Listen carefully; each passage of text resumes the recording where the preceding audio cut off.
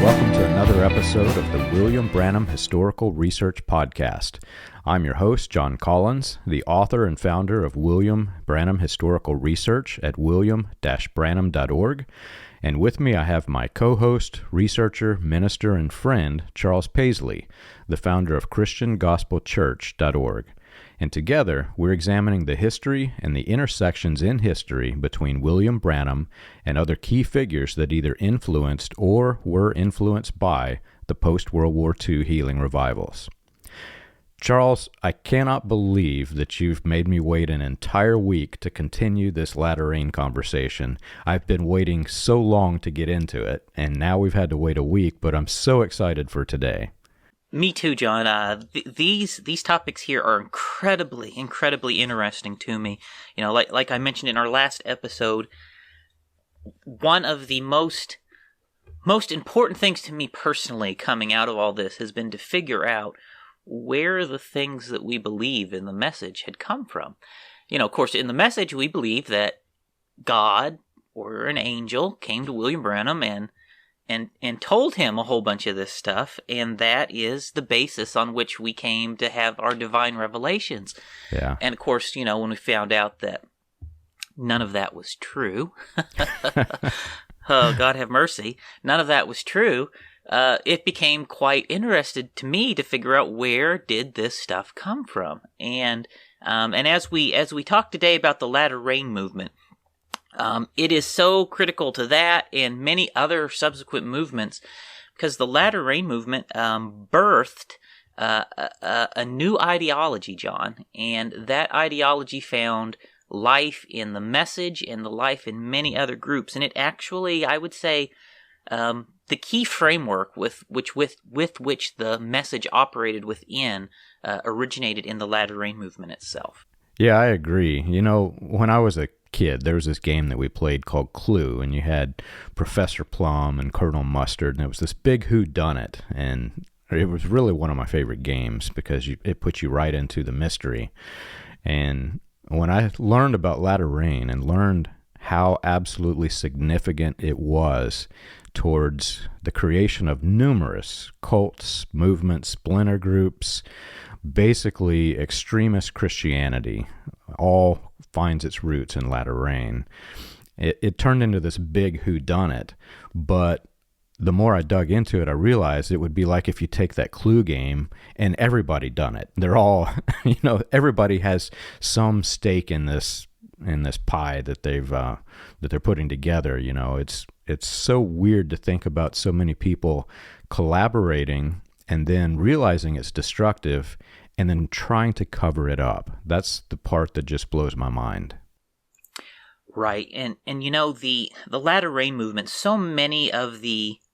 there's a whole lot of people that were in latter rain very early on that actually went on to be very prominent in the message, right? I mean, we have, and I should have pulled them out here. I can give you copies to put on the screen. But, you know, Roy Borders was very early involved in the latter rain. One of the ministers there, Lee Vale, was involved very early in latter rain.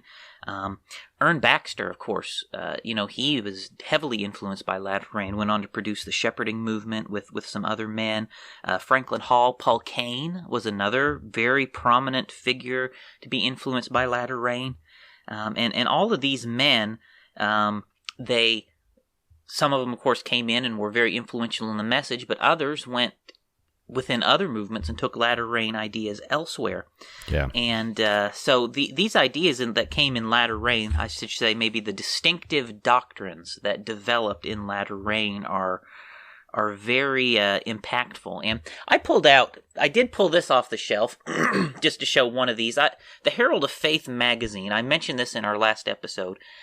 Joseph Matson Bozé, there's a picture of him here in the magazine. Joseph Matson Bozé was just a very prominent figure. This is him right here.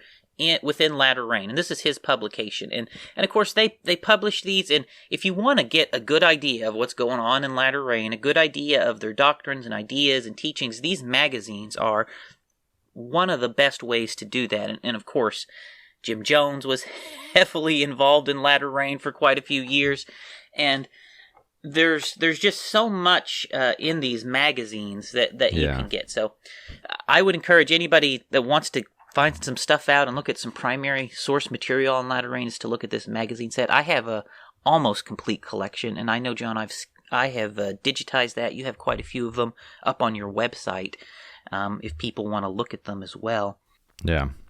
There were several big surprises for me whenever I started digging into this. Number one, we were in a cult that was called The Message. The cult called themselves globally The Message. And then there's all these spin-off groups within the Message cult of, they're all really The Message. They all use William Branham as their framework.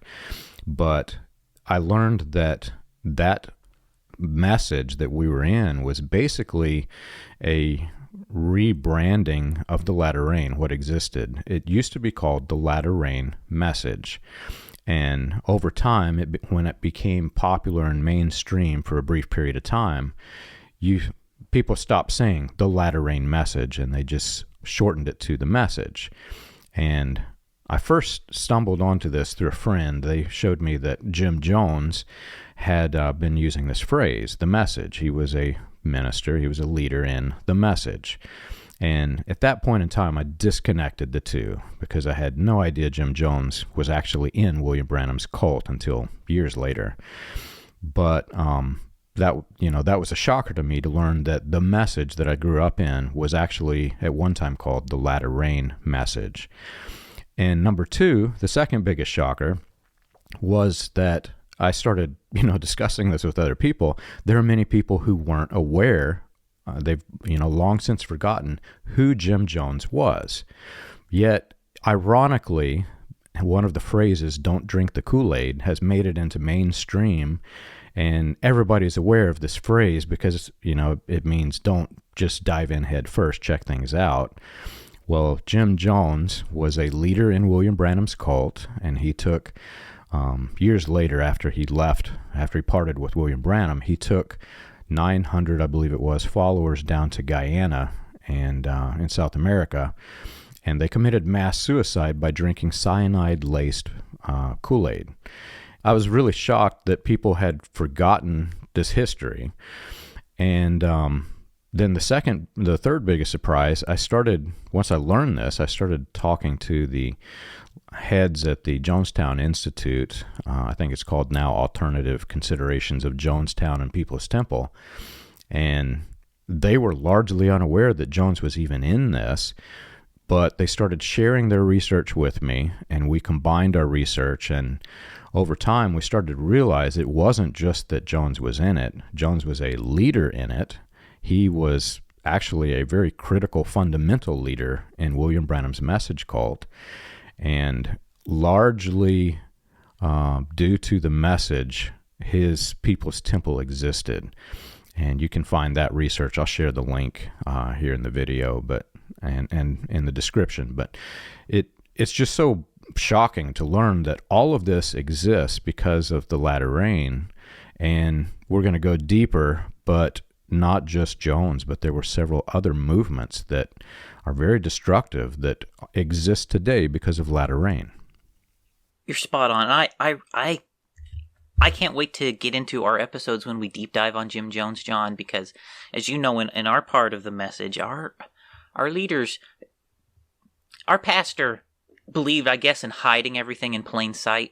So I remember him preaching sermons to us about Jim Jones being in the Message. And so I look forward to, communicating to you a lot of the things that I have learned about Jim Jones' time in the Message. But Jim Jones was, like you said, he was in there, and he was influenced by these doctrines as well. And there's one we're going to talk about today in particular that I think can very safely be say is the vehicle that Jim Jones used to declare himself God, and the same vehicle that William Branham used to preach his Son of Man theology and things of that nature. So we're definitely going to get into that as we talk about these doctrines a little bit today. And, as we kind of talked in our last episode, I would say the key distinctive doctrine, the main thrust of the Latter Rain movement was restorationism. Yes. They believed they were restoring the church to an early form of Christianity.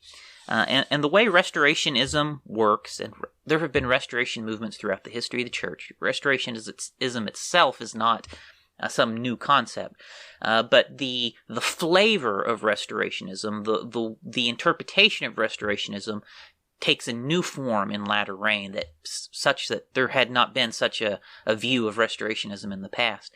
And what they did is they took the initial concepts that were developed in Restorationism within the Pentecostal movement. So the Pentecostal movement believed they had restored certain things of the church, tongues, Holy Ghost baptism. They take, and then they add on this a second layer of restoration. And their restoration, of course, they believe they're restoring the sign gifts at an even more powerful degree, and the manifestations of the Holy Spirit in an even more powerful degree than what the original Pentecostals had. But they also, another key thing they believe that they're restoring is they're restoring the gifts of apostle and prophet to the church, and they are instituting a form of church leadership that is mirroring the church leadership model from the very early church. So this is something they believe they're restoring, and they have a very defining impact and a very defining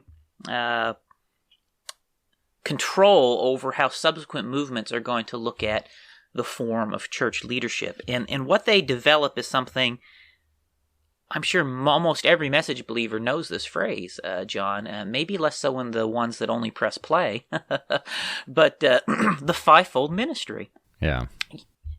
They developed what would be known as the fivefold ministry teachings. Now, the basic concepts of it predated latter rain, but they put a very unique spin on it, and defined it in a way that definition is carried down into many, many, many, many other movements. Yeah. Most of the churches that I grew up in were the press play churches, the ones that just listened to the audio. And I was a little surprised. I'd never heard the phrase fivefold ministry because we just pressed play. We listened to William Branham. But the phrase that they use, God will restore the offices of the prophets, the pastors, the teachers, etc. Branham used this all throughout his ministry. So he was preaching fivefold ministry. I'm actually starting to rephrase and rebrand how I describe Restorationism, because the version of Restorationism, like you say, is not that bad. But the version of Restorationism that this cult created is actually very dangerous. It's very destructive.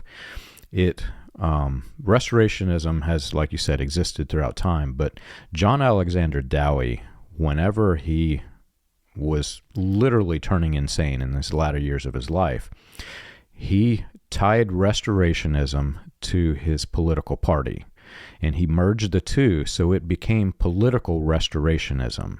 He actually created a new political party in the United States and tried to take over the White House. Dowie strongly influenced Pentecostalism, strongly influenced, and that made it into these latter rain revivals, and then that spread through every denomination that joined in, Methodists, Baptists, everybody joined in these things. And over time, where it ended up, which is another story for another podcast, but you've got groups like the Family, who are actually a cult in Washington that are trying to take over Washington, to basically restoration cult, to restore the political party to the church. And you've got groups like Full Gospel Businessmen worked with the Family cult, and they also set up in Washington, and William Branham joined in this. I've got actually pictures of him at the National Prayer Breakfast. And then fast forward and escalate it to what we see today. You've got these very, very hardcore right-wing religious leaders that are preaching as much politics as they are Christianity, and they're just denouncing the Democratic Party. And now, I'm not saying I'm Democrat by no means whatsoever, but it's very dangerous what they're doing, because they're basically using religion as a political platform to overthrow the people in office and place the ones that they think are basically the cult. If you look at this as on a global scale, this cult of restorationism, they're trying to overthrow the government and put them into Washington. Very, very dangerous stuff. Where this fivefold ministry stuff starts to develop is, the early Pentecostal denominations, they had a view of prophets and apostles, and of course they believed they had prophets and apostles, but the historic church and the Pentecostal churches specifically that the latter rain emerged out of, they believed the apostles' authority and the prophet's authority was invested basically in the corporate body of Christ, rather than solely in the hands of single individuals. And what the latter rain movement did is it not only created ministries that had a title apostle and did the ministerial work of apostle or prophet, it also created offices where they held singularly, as a single individual, apostolic or prophetic authority in their church. And what happens is these movements, these single leaders that have this power, become incredibly, incredibly authoritarian. That's what happens. And so as that goes on, the movement didn't actually start out to create a bunch of authoritarian leaders. It really had started out these teachings to say that anybody in the congregation can be empowered by the Holy Spirit. Anybody can be touched by God and have all of these supernatural qualities as an individual. But as time went on, it didn't take very long for this movement to turn very authoritarian. And they started focusing very strongly on submission to the preachers. And they used Ephesians 4 really to hijack submission to Christ and turn it into submission to preachers. And the preachers through Ephesians 4 were going to be the agents that would bring about the manifestation of the sons of God and the perfecting of basically the perfecting of the church. So they put themselves specifically into this position. And this interpretation, again, it's just a very incredibly powerful position that the preachers put themselves in.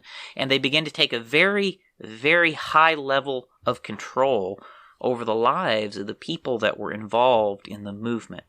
Now, that wasn't the original vision, I think, of the first people there at North Battleford as they started this stuff, but it quickly swept and took control. Like I said, they did this through the fivefold ministry teachings. They took Ephesians 4, and they say that the only way that you can become perfect and be like Jesus is for you to submit to a fivefold ministry and to let them perfect you.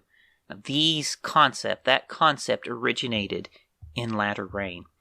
And so that doctrine, what it does is it creates an elite group, a higher order of Christians that literally take Ephesians 4 to say the preachers are God's gift to the church. And the preachers, some of them literally do believe they're God's gift to man, don't they, John? Yeah. We've met a few of them in our life. Unfortunately, there's quite a few like that. The preachers literally believe they're God's gift to man. And they take a Bible verse to say that we are God's gift to man.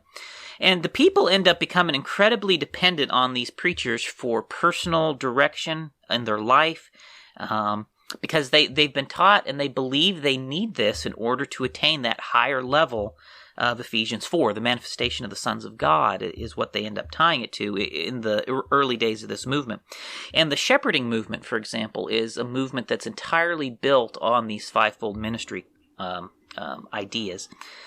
The shepherding movement was started by Ern Baxter, Derek Prince, and a few other men. There was a Mumford that was involved in it, and two other key figures.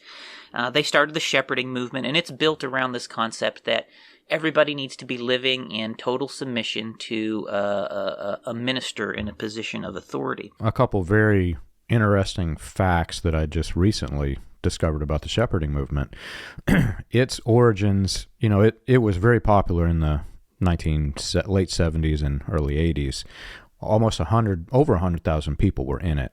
But if you trace its origins back, it actually began forming the year William Branham was buried, 1966.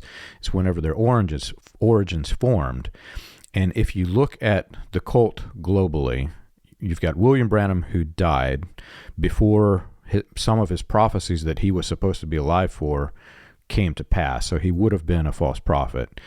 So you've got this disbanding of all these people that were following William Branham.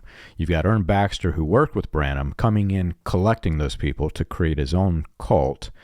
Then around the same time, you've got this weird movement within the message that grows actually until the height of the shepherding movement, where the sons and key figures within the message are trying to collect those cult members that would be leaving this for the shepherding.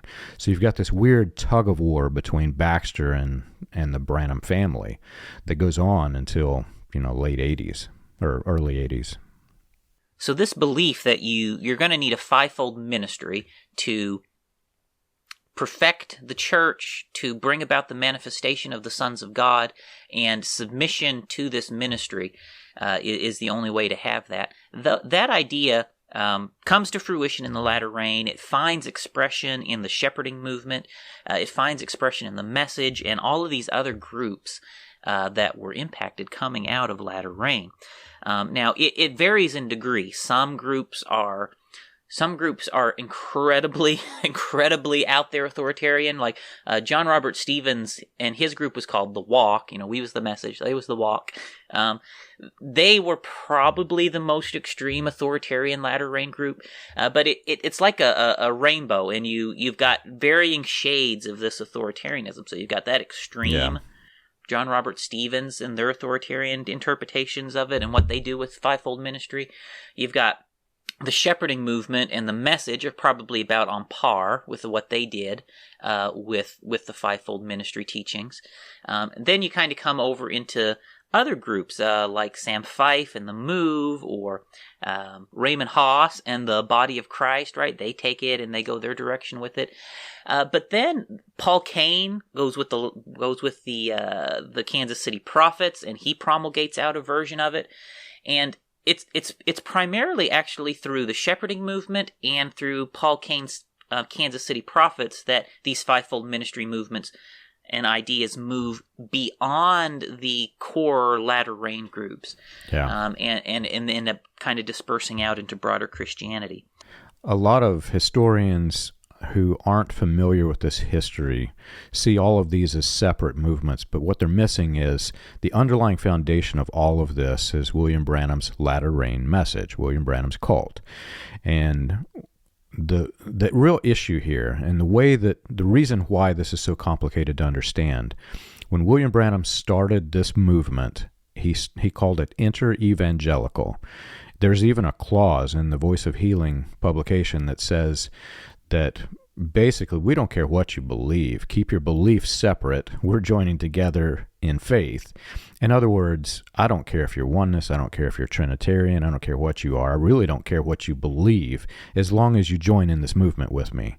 So you've got all of these various disconnected ideologies under the same shelter. And the reason it turned authoritarian is because they're all playing tug of war internally. It's literally going to internally implode. So they had to create a hierarchy of command to keep it all together. And so if you look at the cult pyramid structure, where you've got a central figure or central figures at the top of the pyramid, and then you've got the enforcers in the middle, and then the rank and file at the bottom, they literally had to create the cult structure in order to keep it together. Otherwise, the whole thing would have imploded. Yeah, what their fivefold ministry teachings do in combination with the manifested sons of God teaching, which we're going to get to in a minute, it creates an inevitable disaster. Okay, because you've got all kinds of people that all think that they're speaking for God, and the only way to reach the end is to bring about this manifestation of the sons of God, or whatever interpretation spin they put on it. And each of them, as this thing breaks down, kind of end up turning on each other, going separate ways with their own different take, because they're the voice of God for their group, and the other group thinks that they're the voice of God for their group. So it creates this inevitable explosion between them when a disagreement comes up and can't be rectified. And so it's really interesting to me, John, that the movement turned so authoritarian, because that really was not what the initial young people, I guess, really were looking for at North Battleford when the thing started. They were looking really to empower the individual members of the church, but very quickly, they became far, far more authoritarian than the groups that they had left before. They had actually been deeply opposed to organizational structures and external control. That's what gave birth, in a lot of ways, to the movement to begin with, is because the the pre-existing denominations were so controlling of them in a way that they did not like. And so the revival in some ways started as a rebellion against the Pentecostal Assemblies of Canada and Assemblies of God's practices, because they believed they were cold and dry, and they wanted this new exciting experience. And so they rebel against the original denominations because they're controlling, and then they become far more controlling than the original denominations that they rebelled against. Yeah, I've been in contact with, like in the Message, you've got the central core message cult, and then you've got all these splinter groups or subcults, and they all think that they're different from each other, but they're all really splinter groups from the same cult. I'm in contact with people from the core Latter Rain cult, who are the historians of Latter Rain, and they will denounce all of this that you've discussed. They'll say they're not true Latter Rain, they're not part of us, but in effect, they are all splinter groups from the same sect. And they're all, practicing from the same foundation. They're practicing the same ideologies, just in different ways.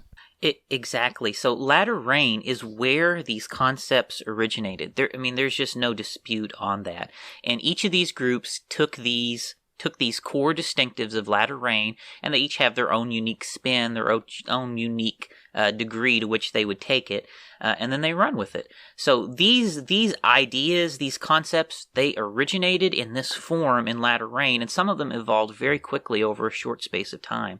And when I talk about authoritarianism too, in the leaders, maybe let me just say what I'm maybe some specifics here to help, because obviously you want a preacher that's going to give you good advice and positive encouragement, things like this, right? And a good preacher, he will give his people good advice. He will encourage people to follow Christ. He will seek to be a mentor to people, right? That's good. But these preachers, and especially the ones who find their way to the top positions in these movements, they tend to go far beyond that, far beyond just giving advice and being a mentor, and being an example. But they start directing people's lives and really taking total control of them. Some of them, they actually decide who goes to heaven and who goes to hell, right, John? There's preachers out there who think they have the power to. You experienced it with your grandfather. What did he do when you decided you didn't believe the message anymore? And they turn you over to the devil for the destruction of your flesh. A good example, you can examine the fruit, you can examine the tree by the fruits, right? Good example of this is the shepherding movement. The entire movement's core concept is that there are shepherds, your pastors, who are going to be authoritarian over you. And in its initial form, it really wasn't as destructive as what it became. They literally wanted to teach people good ways to live. That's not a bad thing. But over time, those people didn't adhere to this, and they became more authoritarian. The preachers did. But you've got this strongly disconnected movement, 100,000 people, who also came from all of these different ideologies. So the shepherds themselves started playing tug of war, and they weren't controlled. So then the central figures, the five who created it, had to shepherd the shepherds. And again, you create the same cult pyramid structure of authoritarian control. Exactly. And where it lands is it ends up, it's people deciding that they know what's best for you. They manipulate you. They'll pressure you. They discipline you, and they control you. And the preachers actually take on themselves the role of the Holy Spirit, right? There's no concept that you have a personal relationship with Jesus and God can direct your life in a personal sense. The preacher becomes a middleman, and he has authority to tell you what God says and what you need to do in your life. And if it conflicts with what you're sensing yourself or you believe yourself, you got to submit to the preacher. And there's no limits, right? There's really no limits on it in some of these groups. And it can get very extreme. Like it goes to the point in the Message. Honestly, in the Message, they controlled who we could marry in a lot of ways, John. I mean, that's true, isn't it? I actually have been in Message churches that I was there towards the end of the life of the pastor, but the pastor controlled who they married. They could not buy a vehicle unless the pastor approved it. Yeah. They control, I mean, one person, and I'm certain they were exaggerating, but they said, we literally cannot buy hairspray without asking the pastor first, can we buy the hairspray? That's how the deep level of control these pastors have. Yeah, what kind of haircut you can get, what kind of car you can buy, what kind of house you can live in, what kind of jobs you can work. You can't take a job that's going to interfere with this or that schedule of the preacher, right? I mean, it gets very, very controlling. They'll even get to the point that they control what vacations you can go on, where you can go on vacation, where you can't go on vacation, who you can have relationships with, who you can't, when you can go to the doctor, when you cannot go to the doctor. I have seen all of those things and far more carried out, by the preachers in the Message. And the thing is, we know that it's not just the Message where these fivefold ministry concepts took on this form. We can, like I said, if you get these books by this book here, for example, by Michael Moriarty, he goes through all kinds of cases of people who, or I should say, the form that these teachings come on. Here's a book you can get called Damaged Disciples, the victims, the casualties of the shepherding movement. The shepherding movement, which Ern Baxter, Derek Prince, Bob Mumford, and those created coming out of Latter Rain, turned incredibly abusive. There were all kinds of horrific abuses that happened in that movement, all kinds of testimonies of terrible, terrible things that happened. Eventually, Bob Mumford, one of the top leaders in the movement, came out and blew the whistle on the whole thing, and they shut. Basically, the movement imploded and collapsed, the shepherding movement, after Bob Mumford came out and blew the whistle on all the abuses going on. Yeah. But, the other men in there that were involved in all that, Derek Prince, Ern Baxter, the other key figures, not a single one of them ever took responsibility or accountability for what happened, or all the victims of that movement. And that's how it is, right? The leaders are involved in these terrible things that happen in their movement, and then they walk away and don't want to take any responsibility whatsoever for what went on around them. They find ways to say, I didn't have anything to do with it, it's not my fault, it's not my responsibility, and they just go on, But what happened in these movements coming out of this is horrific. I talked about John Robert Stevens and the Walk. They shut down because there ended up being widespread sexual molestation of children going on in that movement, right? These things, I mean, when we talk about authoritarian, we're not talking about a preacher's giving you good advice. We're talking about these people become incredibly abusive. These things turn horrific, and nobody's able to do anything about it because the people at the top have absolute power and are seemingly immune from being able to even do the least thing to hold them accountable for what they've done. It's probably good if we pause for a brief second, and we have two distinct audiences. Our main audience are basically people who are interested in the history and were never affected by this cult. That's actually my target audience, but that's the bulk of who are watching this and listening. Then we also have people who are in the Message cult, who are just curious. And we have to separate those two, because people who were never in this will listen to all of these things we're saying and say, that's horrific. I can't believe that a man claiming to be a Christian would do this thing.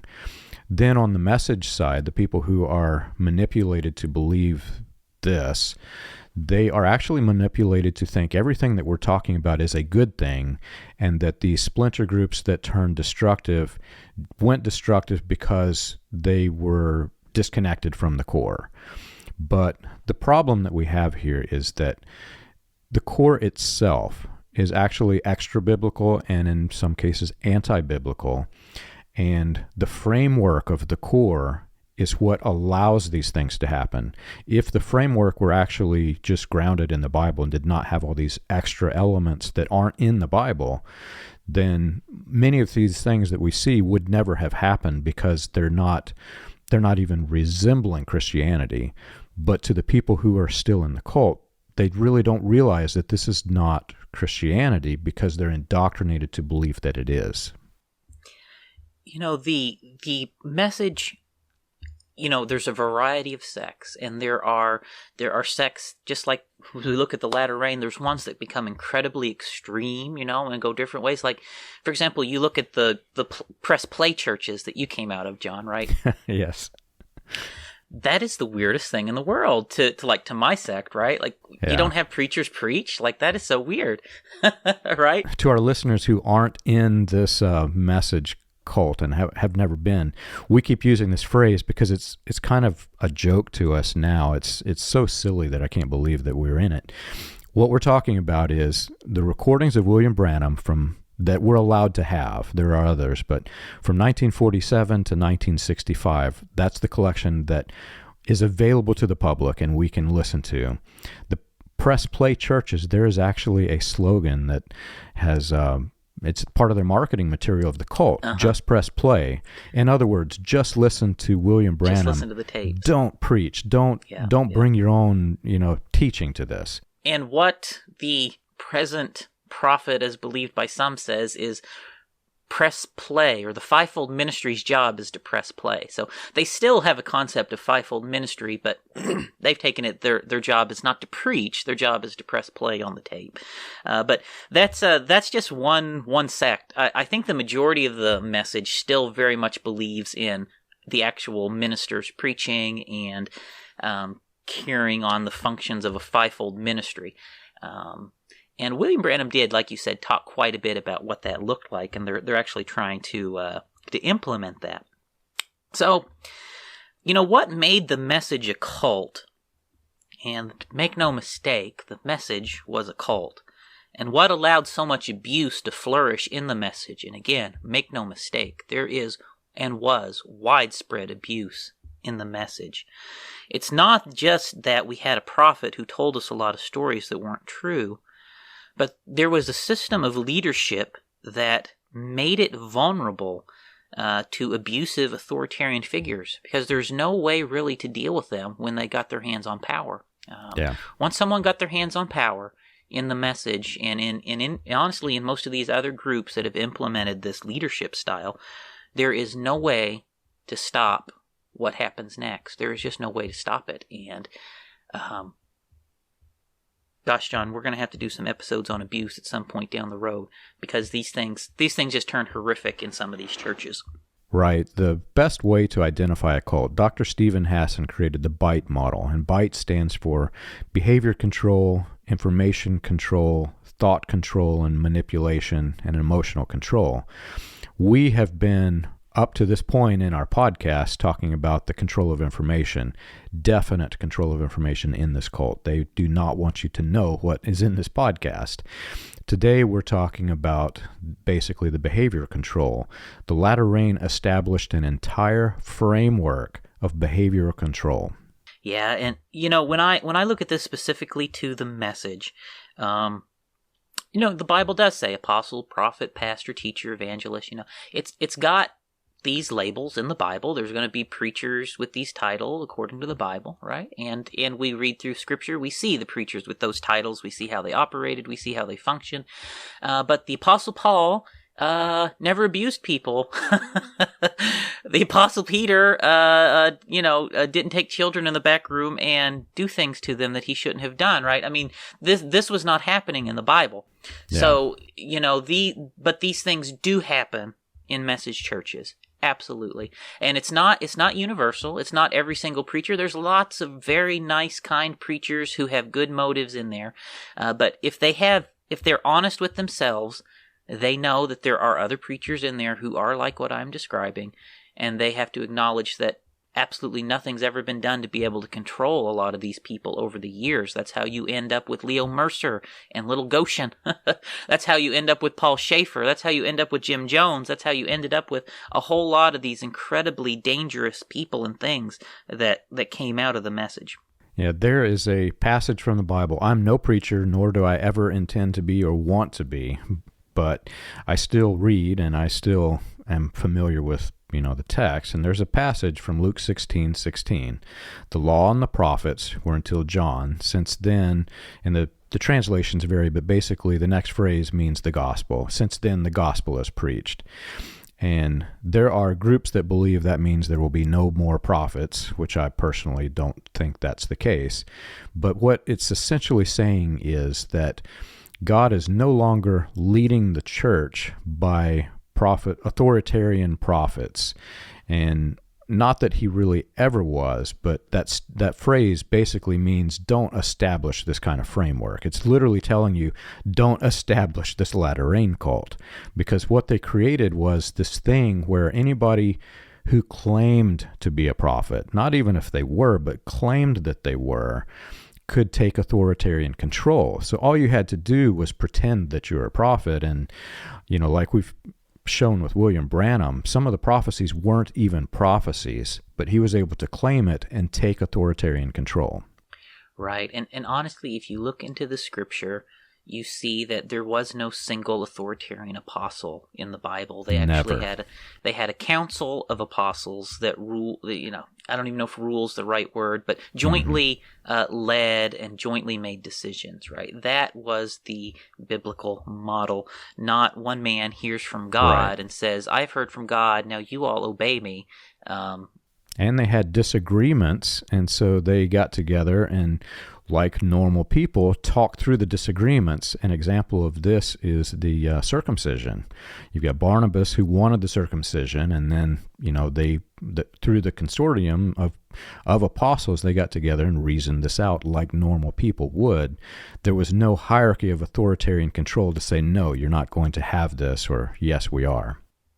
So anyways, this concept of apostles and prophets getting words directly from God and directly controlling people's lives in these incredibly intimate, personal ways, this is something in that can be traced back and really took form here in the early latter rain and came into these different sects of coming out of latter rain in varying degrees of authoritarianism. And so the other piece that goes alongside with this, John, is the manifested sons of God. And the fivefold ministry piece comes into focus because they believe they needed that in order to get to the manifested sons of God. And so let's talk about the manifested sons of God now a little bit. And it's an ideology that evolved also and changed quite substantially from the very earliest versions in the early days of the latter rain revival. By the time you get to the mid-1950s,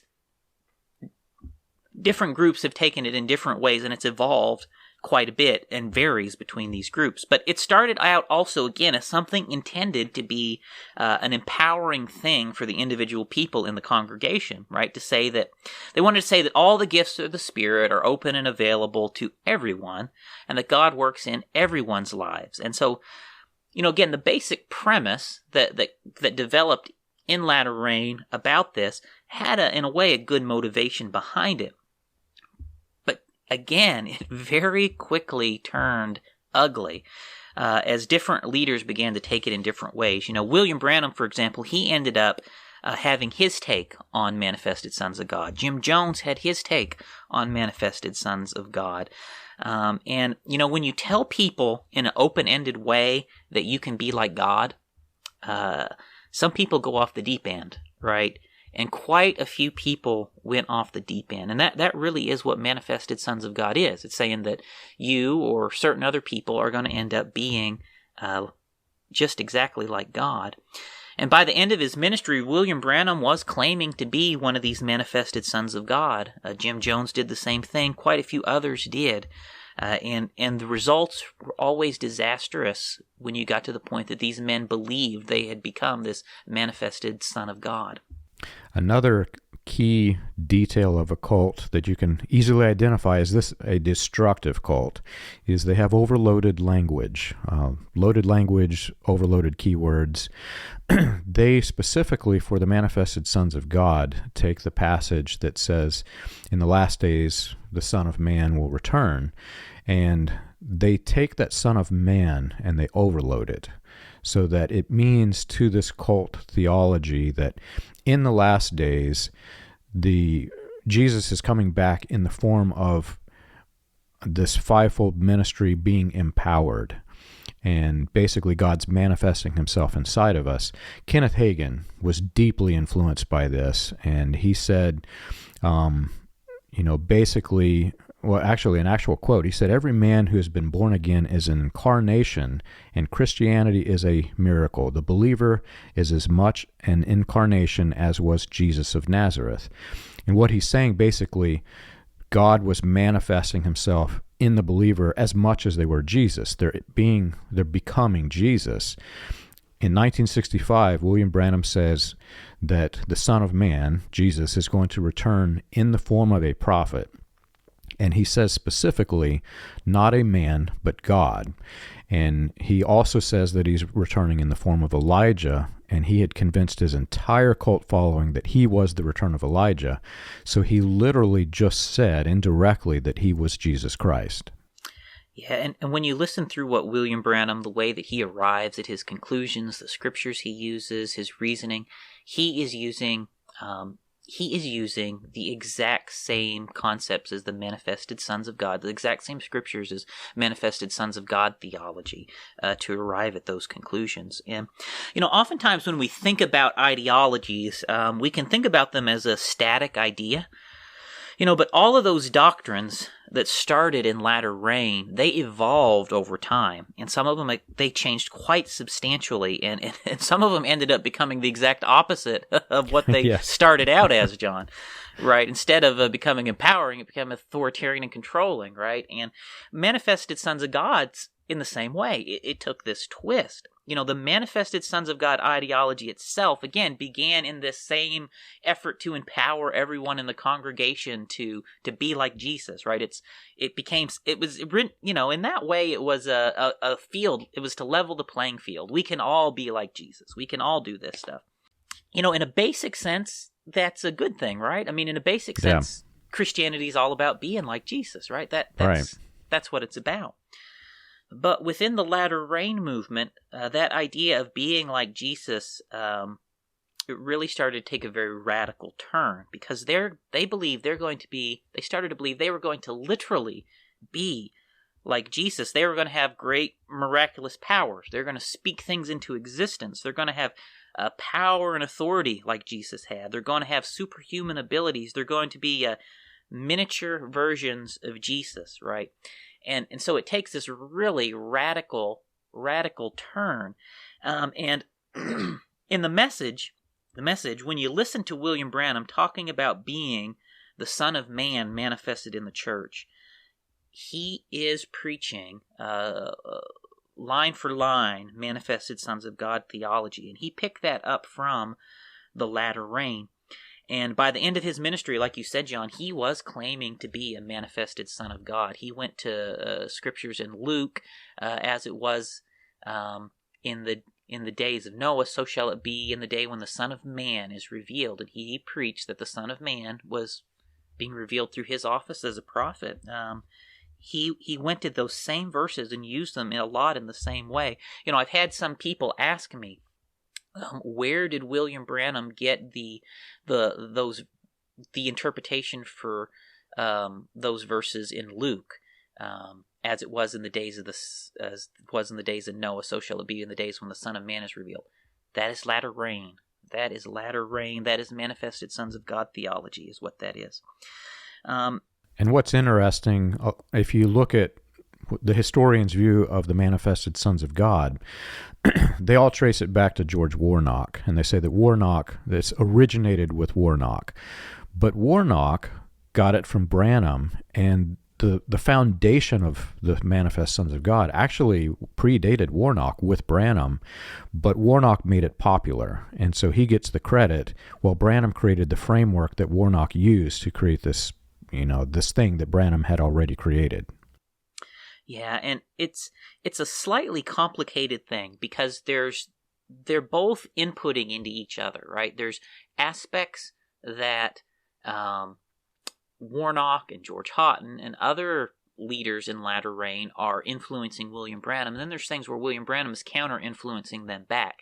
So it's not exactly that there's a single point of doctrinal authority in the latter rain movement, No. but it's a mixing of ideas, and in each one of them are, in my opinion, they're each trying to see what benefits them. And so, Branham, this piece benefits me, I'm going to insert this. Yeah. This other preacher, this benefits me, I'm going to insert that. This other preacher, this benefits me, and insert that. And so you end up with, while they're all still together, while they're all still getting along, they're all inputting together, like they're all putting their ingredients into the pot, right? Yeah. That's why I said Professor Plum and Colonel Mustard both did it. Yeah. And that's also in the introduction to this show, I say who were influenced or were influenced by. This was a consortium. The thing to understand, though, William Branham introduced these ideas, and they grew, and other men can claim them. But William Branham also controlled and manipulated even that. We have examples like the audio letter to Lee Vale, who was a latter rain minister, where Branham is saying, I'm going to suggest this. Now, it'd be really good, Mr. Vale, if you come back and follow up with this other thing that builds upon this. So he was manipulating the leaders in the movement to come to basically his own ideology. William Branham was doing this. So late 40s, early 50s, while they're all still together, right? They're all cooking this thing up together before it explodes. But when it explodes, I think, do you know this, John? I think you probably do. George Houghton actually got excommunicated from latter rain. Yes. And Ernest, his brother Ernest Houghton, he resigned. He was so offended by all the abuses that were going on, because these abuses started out very early. The abusive things I talked about started out very early in latter rain. Ernest Houghton resigned. He left latter rain, moved to California, and took a church there. George Houghton ends up excommunicated from the main group, and George Houghton, I think it's fair to say George Houghton was a message believer for his entire life. He was. I mean, he preached in message churches. He held revivals with Perry Green. The core, a fair amount of the core leadership of the original latter rain movement came right over into the message of William Branham. The message of William Branham is one of the main branches of latter rain. The hard thing to understand, Houghton, if you talk to people who knew Houghton in his later years, they would say, no, he was not a message believer. But see, there were different versions of Branham's stage persona. He was a strong adherent to one of those versions, not the later versions. So when people compare the end of his life with the end of Branham's life, they say, no, he wasn't a message believer, but he was. And it's so deeply rooted in the things that we've talked about in the past. Houghton believed in William Branham's theology about a super race that was based off of the Klan ideologies, and Houghton was actually in his later years exposed as being a white supremacist. Yeah, so the latter rain groups, this also comes through that manifested sons of God theology, right? They Right. believe there's a point in time when these manifested sons of God are going to appear on the earth and basically usher in the end time. And they believe, this is direct quote, that there's going to be a race of supermen, right? Unquote. Yes. That's going to come in. They're going to set up a global theocracy and usher in the second coming of Christ. And a lot of them, they use that verse in Ephesians 4, which is common in message circles I was in, till we all come to the unity of the faith, the stature of the fullness of the Christ and the perfect stature of the Son of Man, Ephesians 4:11 on down through 13. So this verse also tied into this manifested sons of God. They believed that was what would bring in the manifestation of the sons of God, and that verse came very strongly into focus. There's this state of perfection that everybody needs to get to. When they get there, the sons of God are going to be manifested, and the end will come. So that theology was picked up by all these groups, and some of them take it to this extreme that there's going to be a race of supermen that are going to set up a global theocracy when that happens. When these sons of God are manifested, they're just going to have power to. They're basically going to be a bunch of little Jesuses walking around, speaking things into existence, throwing down governments, just literally seizing the power of the world, is what some of them believe. And so all the latter rain groups, they have some concept that these things are going to be fulfilled. Something is going to bring about a perfection or a completion in a church that's going to manifest these sons of God, and then some great end time apocalypse, catastrophe, rapture, end of days scenario is going to happen. And they each take it in little bits of a different way. And so, but that idea that there's some climax that we're heading towards, that there is going to be a day or an event where the church reaches this climatic state, and then the end is going to usher in. And it has to do with people reaching a certain state of Christ-likeness. I'll leave it at that. That concept also originates in latter rain as well. And so, yeah, that's an incredible thing to learn. It's also very common among all destructive cults. It's the carrot on the string, right? You tell them that you can achieve perfection, but as humans, we'll never achieve perfection. So you've got this carrot on the string, and you lead them with it, and you can lead them anywhere, any direction that you want to go, because they'll never achieve what the cult sets out as their core platform. Exactly. And whether latter rain did it on purpose, or whether they arrived at this formula on accident, you're exactly right, John. They developed two of the most critical elements of forming a cult. Chasing perfection and authoritarian control, right? Yes. And again, whether they did it on accident, whether they did it on purpose, they brought together two of the most important and key cult-forming elements. The most unbelievable thing is not that they did it on purpose or did it on accident. It's that they did it together. We're talking several big name evangelists. I mean, people that some of these people are respected today as Christian leaders in the Christian church. These men did this together. Yeah, and so long as you have benevolent men, right? So long as you have benevolent leaders in a movement like this, it goes along okay, you know it? Yeah. But the moment you get a narcissistic, dangerous person, once they get their hand on the power in a movement like this, it very quickly turns destructive very, very fast. And that is what happened over and over and over again with these different latter rain splinter groups. Now, not all of them went as the extremes, but a lot of them did. I mean, a lot of them went to these very extreme dark places. As it came to as the latter rain splintered up into all of these different groups. Now, I don't know if we have time. I still have a whole another section of latter rain doctrine I want to talk about, John, besides manifested sons of God and besides fivefold ministry stuff. But we might have to go to another episode. There is so much here. I mean, and this is so fundamentally important to understanding where we're going with this podcast. So I'm almost in favor of taking... I did not want to do this, but taking what we have and then splitting it off into episode number 3, because it is very key that people understand how this thing created and how this thing was created, why it was created, and what it grew into. So I still have another set of doctrine there that's important that I wanted to look at, and then I think we can try and start tracing it through certain movements down to the present day with latter rain pieces. But I would say, John, as I guess kind of wrap up then our thoughts on this episode, I don't think there's necessarily anything wrong with restorationism. I don't think there's necessarily anything wrong with the essential concept of fivefold ministry. I don't think necessarily there's even anything wrong with wanting to be like Jesus. I think honestly, those are all, in a sense, very good things. But something has clearly went off the rails, because all of these groups, if you look at this book, Churches That Abuse Ronald Enroth, every single church and group that's analyzed in this is the Latter Rain Splinter group. When you go through other things you can get, there is so much on this.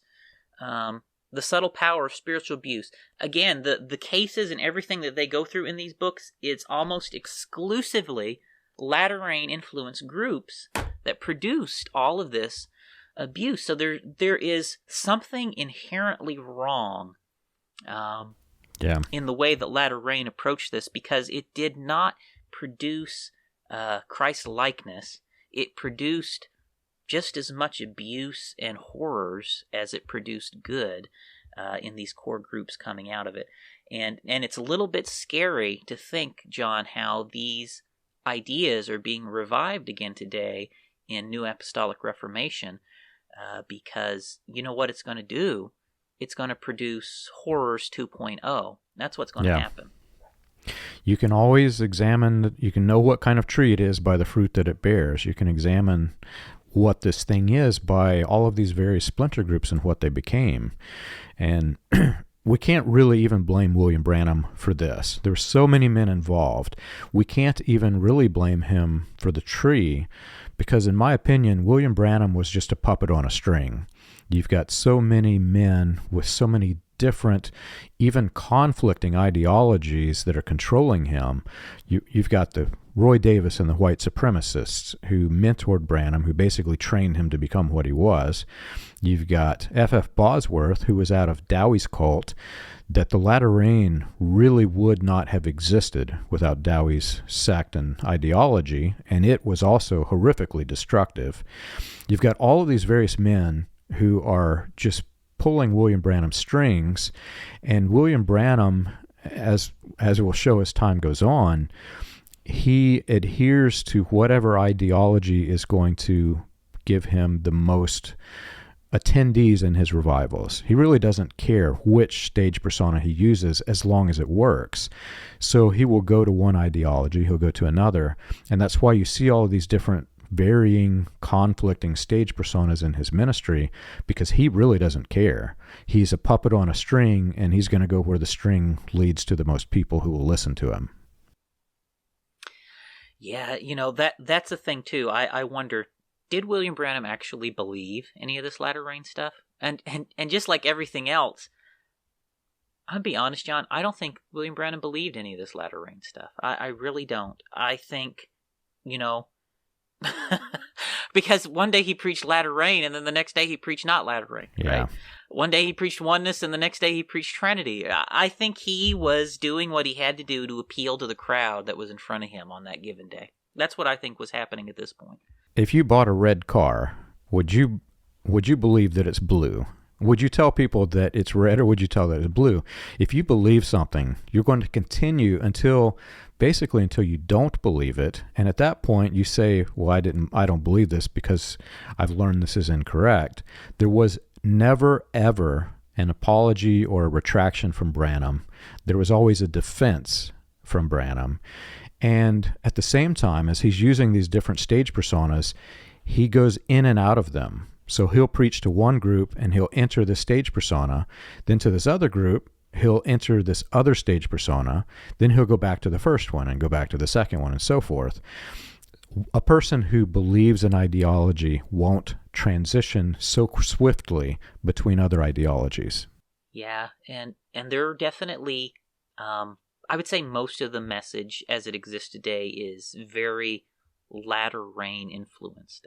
Exactly. Some less so than others. I would say the main sect is maybe one of the lesser in some ways Latter Rain. So compared to some of the other sects, the sect I came from was very heavily Latter Rain influenced. Our pastor Raymond Jackson, he preached the Latter Rain. He preached manifested sons of God. He preached sermons by those titles to us, even. Yeah. You know?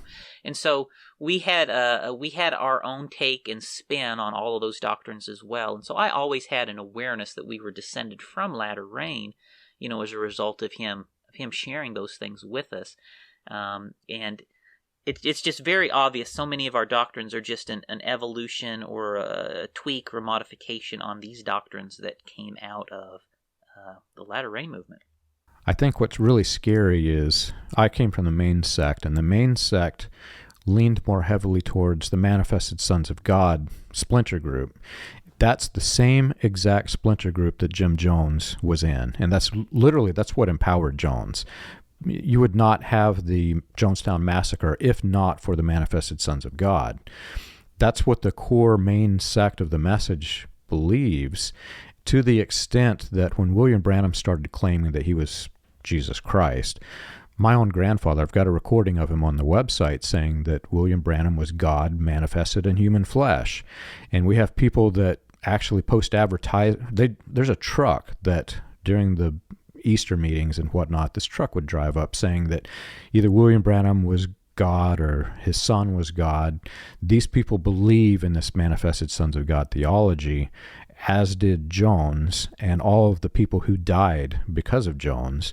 So this is very, very scary stuff that we're talking about. Yeah, and it's possible, you know, if you can mobilize lots of people that believe this, it can go in scary places. It sure can. So it just entirely depends on each group, you know, because like I said, every group has taken Manifested Sons of God, Fivefold Ministry, and they have their own unique spins on it at this point.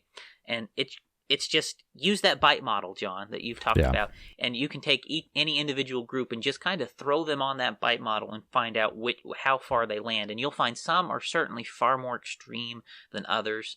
Some are closer to benign, but some are they've become incredibly destructive. Yeah. There's so much here. I think let's wrap it up. And I hate to do this because this is so exciting. I'd actually love to talk about this all day, but I think our listeners need a break. So let's continue this next week and dive just a little bit deeper on the Manifested Sons of God, because like I said, it became the core message cult. The William Branham's message cult of personality would not be what it is today without the Manifested Sons of God theology. Then all these splinter groups are derived from that. So I think to understand what happened within the message cult and William Branham, you have to understand this, but then also to understand all of the movements that, you know, like the shepherding movement. Today we call it the New Apostolic Reformation. None of this would have existed either without the Manifested Sons of God theology. So let's prepare for coming back next week and getting into this. If you've enjoyed our show and you want more information, you can check us out on the web. You can find us at william-branham.org and christiangospelchurch.org. For an overview of the historical research of William Branham and the healing revivals, read Preacher Behind the White Hoods, a critical examination of William Branham and his message, available on Amazon, Kindle, and Audible. Join us again next week. We've got a great episode coming.